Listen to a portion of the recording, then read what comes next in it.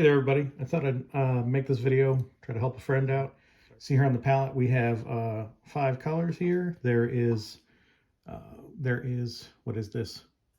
Burnt sienna, which is a nice orangey brown. Next up, we have orange. And also, if you notice here, I've actually taken the time to swatch the colors on the tube itself, so you can get an idea of the level of opacity and coverage on this. So you'll see here that this orange it doesn't cover the black completely, so it's a little bit transparent. Next up, we have some of their golden flesh, which is a great color. Then we have some of the vanilla yellow. I picked the vanilla yellow because I think it's a little bit more opaque than the next color, which is the vanilla white. And you see the vanilla white here, it doesn't really have great color coverage. Next up, what I'm gonna do is I'm just gonna put a little bit of paint on this guy. This is from Mierce Miniatures, and I thought I'd experiment with trying to get a little bit of color on this thing, sort of like this Demogorgon on the cover of Fantasy Figures International. So I'm gonna start out, I think, with just a little bit of the yellowish color, and I'm gonna dip a little bit of the white in there, sort of tone it down, get me into more of the white. And we're just gonna put some of that on in the middle. I'm gonna feather this out. I'm not really putting a lot of effort into thinning the scale colors. It's certainly something you can do, and it's certainly something I haven't been painting on camera. That's terrible. So you can sort of see I've just put a little bit of color on there. And then what I'm going to do is I'm going to start working in probably a little bit of a mix of the orange and the brown. You can maybe see this on the palette here. Sorry, my the phone is held right where my hand wants to be. So I'm going to just start working that in there, getting this kind of nice darker color worked in. Some of the yellow again, just the pure yellow this time, not mixed down with the white. I'm just gonna kind of work that in. And in this point, I think we're starting to get some decent coverage. Kind of blend that in on the model a little bit with the mix of the orange and the brown, orange and the sienna. Starting to work in. I think we're kind of getting some cool looking colors here. There's a lot of fur texture down in there. If I weren't in a hurry, I'd spend more time working on, working on getting the paint into these little areas here. I don't know if you can see that. It's kind of focuses seems a little bit iffy here. I'm going to work some more yellow in there and see if I can actually do this. You notice, since I'm working with a not super opaque color over black, I am able to just kind of work with the unwatered down version of the Scale Artist color. And there's my dog begging for attention. He's such a good boy. Anyway, I'm gonna get a little more of the white, the lighter color in there. Notice you can still see some of the black through. I'm not super worried about that, because just keep working it and we'll get there. And just starting to work these colors together. One of the nice things about the Scale Artist colors, they have a fairly decent open time. And so here we are. Get an idea of what you get less blocked by the light that way. Still looking kind of rough. You can still see some some of the black through.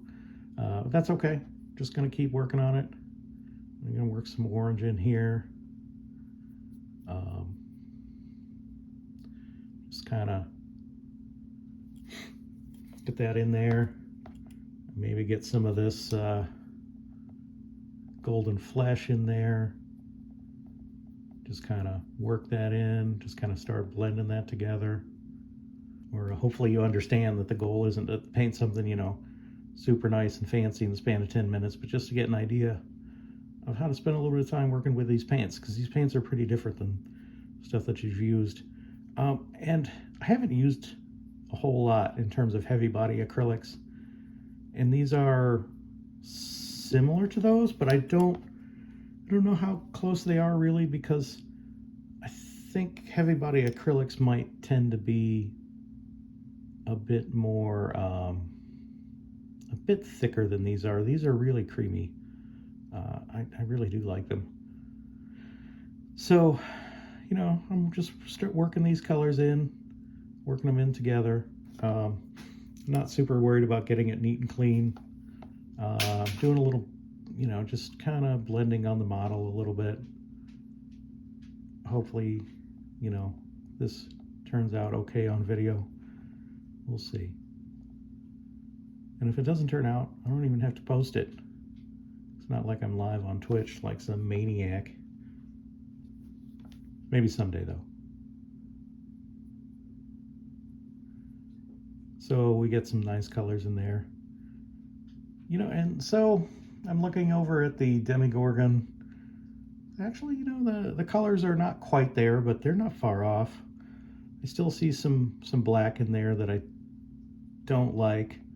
I'm going to wrap this up in a minute here. I do see some potential, honestly, though, to maybe cover that black. A really good color in the line is, ooh, went right to it, is this iron ochre. And if you look at the swatch there, sorry, red ochre, not iron ochre. This red ochre, if you look at the swatch that I did here, you'll see that it's really opaque. It just completely covers those black lines. But you can see now I can start working in those colors. It probably looks worse than it does now than it did a few minutes ago. That's fine. Let's get a little more, actually, let's try a little bit of the golden flesh here. See if we can lighten it up with that. There we go. All right, I think I'm on camera. It's working a little bit. It's working a little bit. You know, for next steps, what I would do is I would take more of the yellow and I'd take more of the vanilla white, and I'd take a little bit more of the vanilla yellow here, these two colors, and I would start, you know, get them back on the palette, and I would just kind of start working them into this area here to lighten it up. Because if we kind of go back to the, to the reference colors here, this gorgeously painted thing on the cover here, you'll notice there's a fair bit of yellow, and it's pretty light in there, and it's got some nice streaky colors in there to sort of give you some notion of some muscle definition. So I don't know, I don't think we're necessarily super far off there, honestly. Okay, so I went back in and I painted a little bit off camera, since I don't have a lot of experience painting on camera. It was very distracting. You can sort of see here I have a nice sort of glazy mix of, this is not the golden flesh, but a mix of yellow and orange, tiny little bit of the burnt sienna. Over here I kind of have a nice, you know, kind of more of a glazy orange here.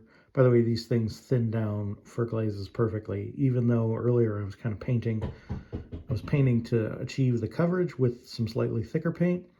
After that dried and I was able to work with it, work on top of it, I just kind of went in and started, you know, watering things down for glazing. Nice more hunky, you know, more yellow here, some more glazy yellow here, some glazy sort of orange. So yeah, really easy to work with.